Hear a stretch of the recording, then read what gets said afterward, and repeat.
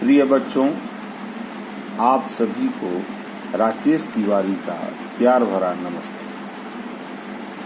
बच्चों, पिछली कक्षा में हम लोग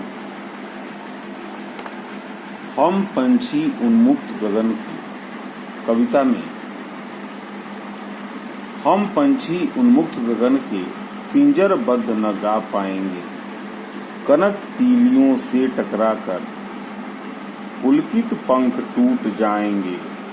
हम बहता जल पीने वाले मर जाएंगे भूखे प्यासे। कहीं भली है कटुक निबौरी कनक कटोरी की मैदा से। स्वर्ण श्रृंखला के बंधन में अपनी गति उड़ान सब भूले, बस सपनों में देख रहे हैं तरु की फुनगी पर के। यहाँ तक हम लोग पढ़े थे, समझे थे। इसके आगे हम लोगों को आज पढ़ना, तो इसको शुरू करते हैं। ऐसे थे अरमान की उड़ते नील गगन की सीमा पाने, लाल किरण सी चोंच खोल चुगते तारक अनार के दाने।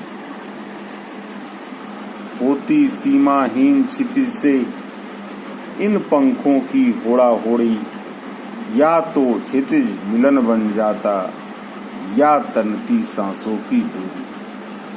बच्चों, प्रस्तुत पंक्तियों में पंछी पराधीन होकर भी स्वाधीनता के भावों को मन में विचारते हुए दिख रहे हैं।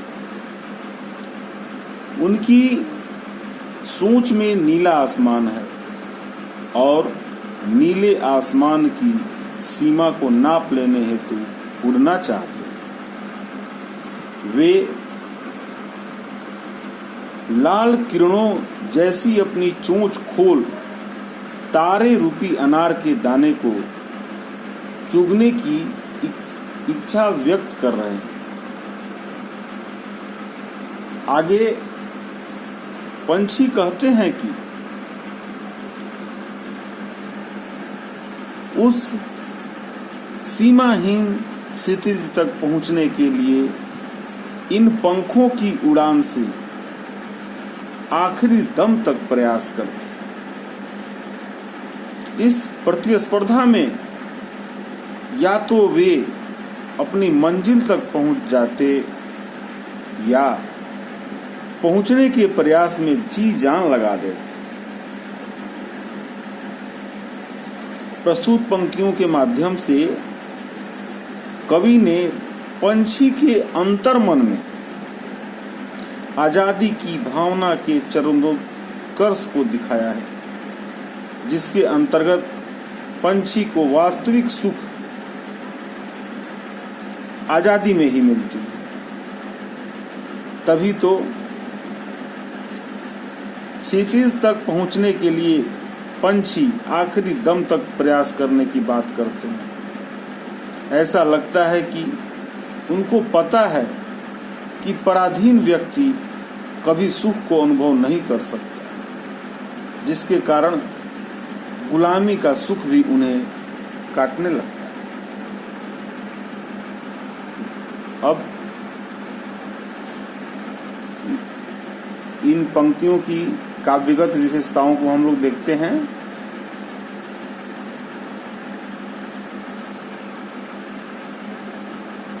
प्रस्तुत पंक्तियों में पक्षियों के आजाद होने की उत्कट अभिलाषा को दिखाया गया है। साथ ही प्रतिस्पर्धा की प्रबल इच्छा का भी वर्णन है। इस प्रकार प्रस्तुत पंक्तियों में स्वतंत्रता के महत्व को दिखाया गया। यहाँ पर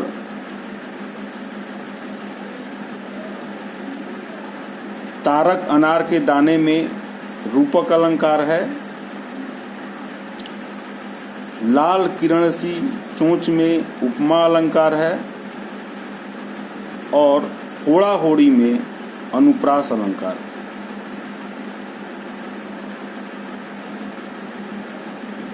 उसके बाद हम लोग आगे की पंक्तियों को देखें।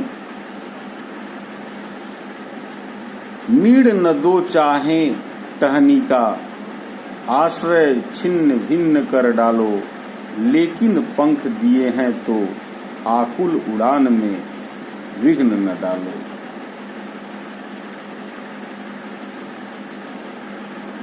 प्रस्तुत पंक्ति में पंछी कहते हैं कि हमें भले ही रहने का स्थान न दो, हमारे रहने के स्थान को बर्बाद कर दो, किंतु हम पंछी हैं, उड़ना ही हमारा काम है। अतः हमारे नैसर्गिक अधिकार अर्थात उड़ने में बाधा मत डालो। प्रस्तुत पंक्तियों के माध्यम से पंछी विनय पूर्वक आग्रह करते हैं कि भले ही उनके रहने का ठिकाना छीन लिया जाए, लेकिन जब ईश्वर द्वारा उन्हें पंख दिया गया है तो उनके उड़ने के अधिकार को उनसे न छीना जाए। उन्हें पिंजड़े में बंद कर उनकी उड़ने की इच्छा को न मारा जाए। उन्हें अंतहीन आकाश में उड़ने दिया जाए, क्योंकि उड़ना ही उनका जीवन है।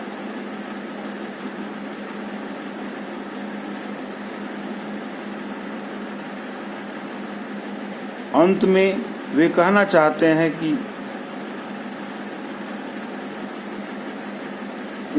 उनकी उड़ने की आजादी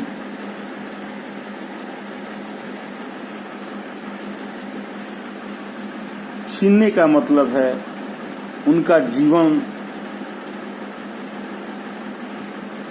उनके जीने के अधिकार को छीनना। और वे चाहते हैं कम से कम ईश्वर के द्वारा यह जीवन मिला है, उन्हें जीने दिया जाए। प्रस्तुत पंक्तियों में स्वतंत्र होने के भाव की चरमोत्कर्ष को दिखाया गया है। इन पंक्तियों के माध्यम से पंछी अपने निर्विघ्न उड़ान के लिए अपने घोंसले और पेड़ की टहनी जिस पर वो बैठते हैं उन सभी का त्याग करने की बात करते हैं, क्योंकि वे जीना चाहते हैं, वे आजाद होना चाहते हैं।